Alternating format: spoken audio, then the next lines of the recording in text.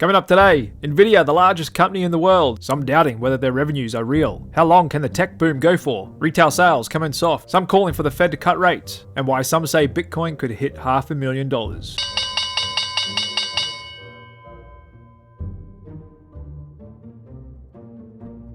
And it's Groundhog Day yet again. Another day, another new all-time closing high for the S&P 500, 54.87. Welcome back to the Click Capital Daily Market Review, everybody. My name's Jared, and I'm going to get you all up to date on the latest developments, news, and data coming out across financial markets. And if you're new to this channel, welcome. Don't forget to hit that subscribe button, and these daily videos will show up in your feed every day. And big thanks to all my loyal viewers for continuing to support this channel as well. Let's dive right into it. Market is grinding higher here. Still haven't reached overbought territory on my S&P 500 oscillator yet, getting really green across the board looking at market color. Bit of bullish breadth out there today, except for mega cap tech, starting to look a little toppy there as a group. Russell just slightly bouncing back after yesterday's bounce. Volume breadth still not the best, kind of just hanging around low mid range here. More than half of all stocks still below the 50-day moving average. Did have a slight improvement, new highs outpacing new lows. Just a little bit today on the NYSE. Not the case on the NASDAQ though. VIX falling, still really low, 12.2. There's volatility risk premium still in the mid-range. Bond yields pulling back a little bit there today, 470 on the 2-year, 420 on the 10-year, still looking a little heavy there. High yield bonds, still healthy price action holding up. Dollar still consolidating. Bitcoin really weak though lately, just lost its 50-day VWAP today. Gold still consolidating and a bit more continued strength for crude oil here, starting to hold ground above the 50-day. And with Apple pulling back 1% today, along with a slight pullback in Nvidia, there we have it, Nvidia.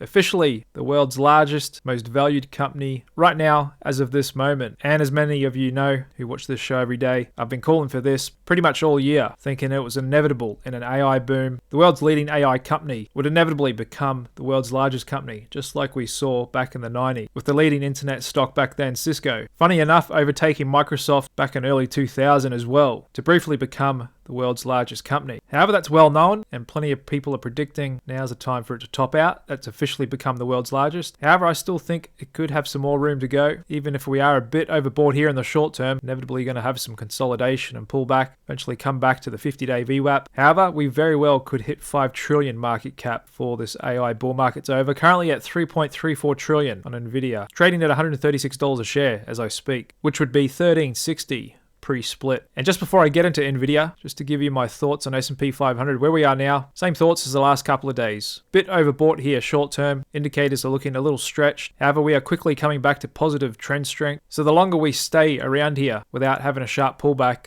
the more that's likely to consolidate and firm, and potentially we just keep drifting and grinding higher, which can often happen when we get into these overbought conditions. Have a stick with me because I'll come back to some market internals and other data points soon. First, just reviewing the newest, largest company in the world, Nvidia, and how quickly it's got there. For a long time, it was just kind of in the rearview mirror to Intel, which really dominated chips for 20-30 years. Head and shoulders above Nvidia. They were more just niche for gamers in the late 90s, early 2000s. However, Jensen Huang positioned himself well, becoming the world's leader in GPUs, graphic processing units, which just so happened to be really good at crunching large amounts of data required for AI apps. And just look at that ascent in market cap. Nvidia here in the light blue, just screaming up to overtake Microsoft and Apple these last couple of years. And I think what finally helped that get it done today was the news yesterday, one of the biggest tech ETFs out there, State Street's Technology Select Spider, XLK, indicating they're going to do a big reshuffle to rebalance the weighting towards Nvidia out of Microsoft and Apple, because Apple and Microsoft currently about 22%, Nvidia at 6%. They're going to shuffle that around to reflect the new value, and that's going to cause a trade worth more than 20 billion. Of course, all the algos and the rest of the street have front run that. That's probably what's caused a bit of a pullback in Apple today, with the material gain for Nvidia when the rest of mega cap tech was pulling back. So everyone's wondering now, how long can it hold on to the crown? Is this the beginning of the end? Or is it like Dan Ives of Webbush says, it's only 9 p.m. in this AI party and it's set to roll on to 4 a.m. in the morning? Well, the truth is the largest companies in the world just can't buy enough of Nvidia GPUs at the moment. This is outside of what's happening with the consumer pulling back. These big companies have cash to burn and they are investing big time in AI infrastructure. And then there's flow-on effects as well. It's bound to be a whole lot of new consumer apps come out of that. And so it's true, the actual fundamentals of AI don't look to be going away anytime soon. And they're not without their problem. Nvidia does have a bit of a shareholder suit, not a big one. They were fined by the SEC regarding their claims of business with the cryptocurrency industry, and some have taken it a step further, like Chamath, actually questioning whether Nvidia's revenues are even real or they're engaging into some fake accounting cooking the books. And funnily enough, it was all the way back in 2001, Nvidia actually replaced Enron in the S&P 500, who were infamous for cooking their books on a massive scale, causing a huge bankruptcy and a lot of fallout across the board. However, I'd be very surprised if Jensen Huang was engaging in outright fraud. Of course, there may be some things brushing up into a grey area. I think you'll find most companies, they're so large and diverse. Some things they do are questionable. However, I'd be very surprised if Jensen Huang was consciously engaging in cooking the books. And thanks to the AI boom, we've got fund managers the most bullish they've been in years. We've also got tech valuations starting to get into frothy levels. S&P 500 technology sector has the highest next 12-month price to earnings ratio since 2002. However, like you can see in the late 90s, that high valuation above 30 lasted all the way to early 2003. And who's to say that this can't go even higher in the late 90s? Maybe it tops out at 60 or 70. The truth is no one knows, anything can happen, but just because we're at high valuations doesn't mean everything's going to roll over tomorrow. In fact, it's actually a sign there's a lot of momentum in the market, and like a lot of bull markets, they can give their biggest percentage gains in the last 10-20% of the bull market length. In other words, a blow off top like we saw in the late 90s. And the thing is with markets, they can quite often surprise you, and things go on for a lot longer and a lot further than what we naturally think is right. So just looking back at history, at the share of the largest sector in the US stock market, we can see for over 50 years, back in the early 1800s, finance and real estate dominated the vast majority of the market cap. Then for much of the second half of the 19th century, into the early 1900s, transport, the railroad. Then in the 19-teens, well into the mid-1970s, energy and materials, big oil dominated. Then starting in the 80s, growing in the 90s, pulling a bit back early in the 2000s, and especially from 2009 to where we are now, tech stocks have dominated, becoming almost 40% of the entire US stock market. So anything's possible in the stock market. US tech does dominate the world, and there's nothing to say that we can't go into another 30-40 years of tech dominating the market and even growing back to 50-60% of the market like transports did. My point is, anything is possible. It could go on a lot longer than what any of us think, and that's why it's important to follow the tape, trade with the trend, as well as paying attention to valuation. However, one area of the market that's not so frothy at the moment that we normally see in ranging bull markets is IPOs, private companies coming to market, becoming public, selling shares to the public. Currently on track for about 60 this quarter, still well off the highs from Q1 2021. And as we all know, because everybody in finance is talking about it, it's so obvious, breadth across the stock market is really weak. In fact, we're starting to hit some records. Looking at the S&P 500 4-week change versus the 4-week change in the cumulative advanced decline line, a measure of stock breadth. Most stocks over the last 4 weeks, most stocks are down. We're hitting more new lows than new highs, as I show you guys at the start of every video every day. However, overall S&P 500 is up thanks to Nvidia, responsible for over a third of the S&P 500's gain year to date. So even though we have weak breadth, definitely some valuation measures near records, suggesting the long-term return over the next 10 years shouldn't be that great. For the here and now, we're still not right at that really frothy, bubbly peak. Just looking at some Bank of America research, at 10 signals that typically occur in prior market peaks. In fact, on average, 70% of them will trigger at a peak. Right now, we only have 4 triggering: consumer confidence, percentage of people expecting stocks higher, inverted yield curve, and tightening credit condition, which I'd say that is up for debate as well, considering junk bond yields above treasuries are near record lows. May just reflect more to do with consumer credit. So we don't have a lot of broad-based measures of the market being at a crazy peak, even though there are plenty of signs of froth, especially when looking at call option activity, and especially the tech rally. However, that's really justified by the huge business capex spend in AI. What we do have in the economy is a softer consumer. Saw that again with retail sales missing estimates, further adding to the case that the Fed can go ahead and cut rates in September, like Fed Fund futures are forecasting. Retail sales rose by 0.1% in May from the previous month, below economists' estimates calling for a 0.3% uptick. On an annual basis, sales rose 2.3% in May, so still up year over year, but a little bit soft, and that's because even though the street has largely moved on past inflation and high interest rates, consumers have not, especially younger consumers, millennials, many of whom are already struggling with credit card delinquencies. You can see that here in the red line. People aged 18 to 29, about 10% are delinquent with their credit card payments, which is a level we haven't seen since 2010. Coming out of the GFC, and all other age bracket increasing as well. It's not only credit cards, but a lot of people are struggling to pay back their auto loans. That's climbing back to GFC levels. especially for young people. And so even though the economy is pretty much at full employment, stock market at all-time high, there's never been more wealth in the world than right now, this moment. There's never been more money. There's never been more value in the US stock market. However, there's a big growing dissent, especially in millennials, I've noticed for a few years now, and a desire and push amongst some to even go live off grid, buy some cheap land, build a cheap house, disconnect from the system. A lot of people shackled with student loans, high inflation, working 50 hours a week just to barely pay the bills. Some even saying peasants back in the 1800s had it better than a full-time worker now. Others going a step further, even saying animals have it easier than us humans. They don't have to work a full-time job, but can still eat food. A lot of millennials working all week just to pay their rent and food, questioning the whole point of the system. However, like I said, that's just consumers, mostly young consumers that don't own too many financial assets and haven't participated in the huge asset price inflation we've seen these last few years, and especially over the last 10 or so years as well. But we've still got positive signs in the economy outside of that category, namely in industrial production month over month, ticking back to almost yearly highs. And a big part of that is huge government spending. The CHIPS Act, Inflation Reduction Act,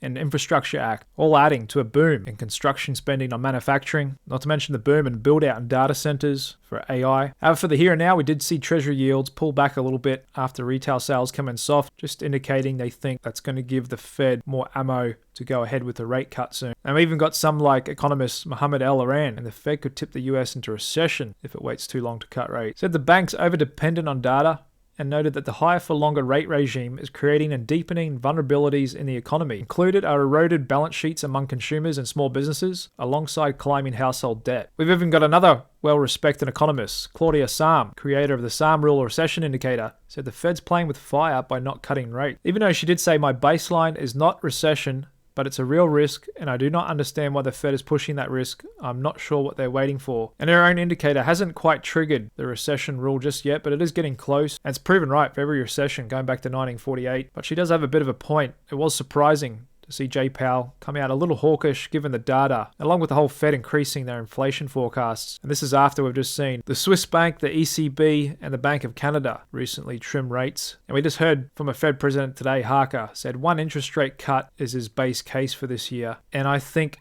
barring any unforeseen surprise in CPI, as long as oil doesn't keep ripping too much higher, I think they may just do a cut in September and then potentially one cut every quarter thereafter, maybe take us all the way down to 3.5 a year or so. And there's a lot of political will to get that done, hence why I think they will eventually grab their opportunity. We've just got US federal government interest payments on their debt now exceeding what the US spends on their national defense. Again, not a good sign for the US's overall finances. And just to be clear, inflation hasn't completely gone away yet. We're not out of the woods just yet, even though we've got some soft CPI prints. Still got leading indicators of inflation like shipping rate to move containers around the world, still uptrending, higher highs, higher lows. And we've now got oil bouncing back above the 50-day VWAP, even though there's plenty of supply out there. OPEC not really cutting production much more than what they could have. Biden administration threatening to release more oil from the Strategic Petroleum Reserve if it were to go higher, and looking like they're kind of given up on filling it back up, taking out a big buyer of the market. Let's not forget we still have an active war going on near a major oil producing region, with Russia the third largest producer. And unless we get a change in office this coming November, apparently this time's different, and the war in Ukraine is going to continue on well into the future, as it's unlikely we'll be seeing peace talks anytime soon, even though it looks like Putin is willing to come to the table at least. The other side is not. And since manufacturing is bouncing back, that can have a bit of a correlation with the price of oil, since large manufacturers use a lot of it in their energy and the actual materials. If global manufacturing PMIs keep climbing, that could keep some upward pressure on the price of oil as well. And once again, Warren Buffett keeps buying the dip on Occidental, one of his favorite ways to play oil. Owns almost a third of the company now. And there's a look at the price of Oxy, and we've seen him do this over the last couple of years. Every time it dips down, he buys. Dips down, he buys the dip, adds to his long-term position, and still got a reasonable valuation, trailing 12-month PE ratio of 16. Moving on to crypto, we've got Bernstein saying could hit 500,000 by the end of this decade as ETF demand booms. However, interestingly, we've seen a big inflows of Bitcoin ETFs these last month or so. It hasn't really translated into higher price. And also know there's a big pairs trade going on. I was even doing a little bit of it myself earlier this year, of long the Bitcoin ETF, short micro strategy, take advantage of the value gap. I can imagine there's a bunch of other hedge funds doing the same thing and maybe constructed different ways, but being long the Bitcoin ETF versus short other Bitcoin proxies, kind of a dispersion trade. Long the low volatility asset, short the high volatility asset, and that will eventually get unwound. And then what happens to all those funds that are long the Bitcoin ETFs? They'll have to sell. However, counteracting that, if we do see increasing institutional demand for these ETFs, that should overwhelm that trade, and it very well could keep climbing higher. But for the here and now, Bitcoin is pulling back, kind of diverging a bit with the Nasdaq. Can quite often have a close correlation with. When the Nasdaq rips higher, so will Bitcoin. However, it seems to have bounced off that all-time resistance zone. We had been looking for a breakout above that. But I would say it's still probably going to be well supported here, maybe around the 59,000 to 61,000 level. It may come down and test. However, I would expect it to find support there, as we're still largely in a risk-on market, and the ETFs for now should help to keep demand for the underlying up. And just over to the economic calendar, we had Australia keep rates on hold at 4.35. Eurozone inflation rate coming in as expected, 2.6% year over year. There's American retail sales coming in lower than expected, month over month, almost flatlining. Industrial production coming in a lot better than expected. A few Fed speakers, pretty good long-term treasury flows, better than expected, coming into the States. That's supportive of the dollar. Japanese exports going pretty well, better than expected, year over year, 13.5%. Tomorrow, United States markets are shut for Juneteenth. Thursday, we back into it. Interest rate decision from Switzerland, along with the United Kingdom. Friday, we finish out with some housing data from the States, along with some PMIs from across Europe. And as expected, Fed Fund futures firmed a little bit here today, given about a 2/3 chance Fed's going to cut in September. And again, about another 2/3 chance they'll cut again in December. That weak market breadth still showing up in the Fear and Greed Index, even though we're breaking out to new all-time highs. Huge divergence between the indices and most stocks. And corporate insiders look to be going into that summer trading period. As a look at China, still trying to hold ground here in this pullback. Value versus growth, looking really overbought here as well. Semiconductor, parabolic walk the line rip, but looking at the broad market, industrials still flatlining, along with financials. Energy still on a bit of a downtrend. Healthcare consolidating, and utilities also having a bit of a pullback after being hot. Momentum factor breaking out. Cannabis still trying to find support down here, but that's the biggest news today. Nvidia, largest company in the world, and I can go ahead and remove that line that we were looking for it to cross. And this is hands down the best performing large cap I've ever seen in my 20-year trading career. But the good times can't last forever, so it's eventually going to find a top. And who knows, it may not top out until it hits $200 a share. No one truly knows. And looks like the big banks finally starting to like that pullback in bond yields, climbing back a bit these last few days. All right, guys, there we are for this Tuesday session. Just another low range, grinding higher day. But like I said, technically overbought in the short term here. But the longer we stay up here, the more likely we're just going to consolidate and keep drifting higher rather than have a sharp pullback. So if we don't get a pullback on Thursday and Friday, I think it'll just flatline out and just consolidate. And it could be a case of the rest of the market catching up while Nvidia and other big tech companies just kind of pause and catch their breath. And with today's move, we did see a bit of that broadening of breadth already started across the board. Whilst we've still got volatility and bond yields and downtrends, we have a bit of catching up to do in small caps and Bitcoin. Thanks very much for tuning in today. Appreciate all your support, and I'll see you again on Thursday night. Cheers.